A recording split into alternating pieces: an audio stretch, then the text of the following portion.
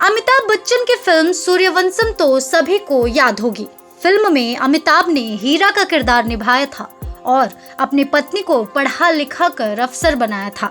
वहीं real life में उत्तर प्रदेश में एक शख्स ने भी अपनी पत्नी को पढ़ा लिखा कर अफसर बना दिया, लेकिन बदले में उसे जो सजा मिली उसकी कल्पना भी उसने कभी सपने में भी नहीं की होगी।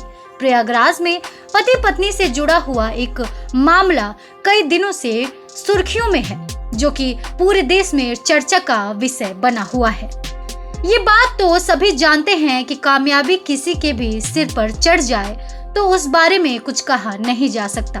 अपनी कामयाबी के नशे में इंसान कभी कभी वो भी कर जाता है जिसकी कल्पना भी लोग नहीं कर पाते हैं।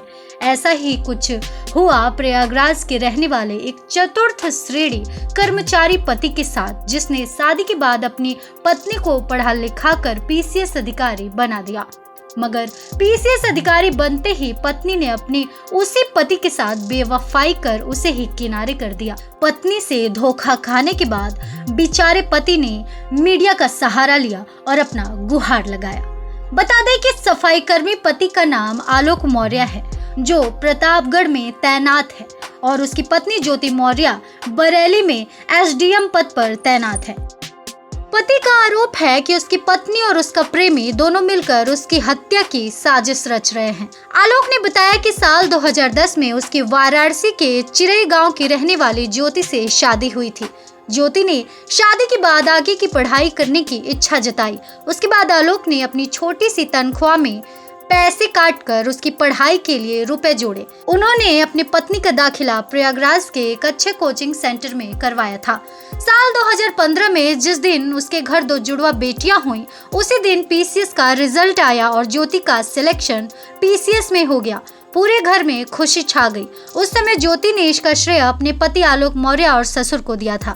मगर आज पीसीएस पत्नी ज्योति ने अपने उसी पति और उसके परिवार वालों के खिलाफ दहेज मांगने, बदनाम करने और उत्पीड़न करने का आरोप लगाते हुए धूमनगंज थाने में मुकदमा दर्ज कराया है। ज्योति मौर्य सर वो पढ़ना चाहती थी सर, मैं उनको लेके इलाहाबाद चला आया। उनको सर मैंने पढ़ाया, पैसे उधार लेके, कैसे मैं छोटा कर्मचारी सर, मेरे पास इतने पैसे थे, मेरे पिताजी पैसे दिए, मैंने उनको पढ़ाया लिखाया। वो 2016 में सर 2016 में पीसीएस अधिकारी बन गई, एसडीएम पद पे चयन हुआ सर उनका।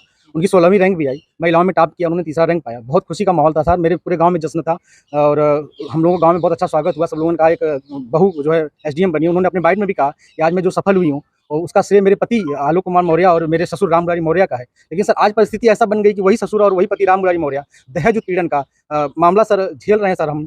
और सर यहाँ तक कि मेरी पत्नी सर मेरी जान लेना चाहती हैं। मुझे सर फ़ोन करके कही है कि ये जांच सब रुकवा दो, नहीं तो तुम्हारी जान चली जाएगी सर। उसके पीछे सर उनका भाई सचिन मौर्य मेरे पीछे लगा हुआ, मेरे घर के आगे पीछे रहता है, बंदूक लेके घूम रहा है। और सर एक मनीष दुबे सर कमांडेंट, उन्हीं साथ उनका अवैध संबंध है। मैंने सर उनको 22 फरवरी को रंगे हाथ अपने आवास पर पकड़ लिया था। आलोक और ज्योति की शादीशुदा जिंदगी सही चल रही थी, लेकिन इसी बीच साल 2020 में ज्योति की मुलाकात होमगार्ड कमांडेंट मनीष दुबे से हुई। ज्योति मनीष के करीब और अपने पति आलोक से दूर होती चली गई। पति आलोक मौर्य का आरोप है कि उसे अपनी पत्नी पर शक हुआ तो उसने मोबाइल चेक किया। इसमें मनीष दुबे, जो कि होमगार्ड कमांडेंट के पद पर तैनात है, के साथ उसकी पत्नी ज्योति मौर्य का ओपन चैट सामने आया। आलोक ने अपनी पत्नी को बहुत समझाने की कोशिश की, लेकिन वो असफल रहा। इसके बाद उसने 22 फरवरी 2023 को सरकारी आवास पर पीसीएस पत्नी ज्योति और कमांडेंट मनीष दुबे को रंगे हाथों पकड़ लिया था। दोनों ने उसे जान से मारने के लिए दौड़ाया। किसी तरह से भागकर उसने अपनी जान बचाई थी। उसके बाद ही उसकी पत्नी ने उसके खिलाफ झूठा केस दर्ज करवाया था। बताया जा रहा है कि ज्योति का प्रेमी फिलहाल गाजियाबाद में होमगार्ड कमांडेंट के पद पर तैनात है। इतना ही नहीं, उसने अपनी पत्नी को तलाक देने की अर्जी कोर्ट में दे दी है। वहीं ज्योति भी आलोक से तलाक की मांग कर रही है। जानकारी के लिए बता दें कि सफाई कर्मी पति आलोक की शिकायत पर डीजी होमगार्ड वीके मौर्य ने प्रयागराज के deputy commandant general Santosh Kumar को इस मामले की जांच सौंपी है। बहरहाल इस खबर में बस इतना ही।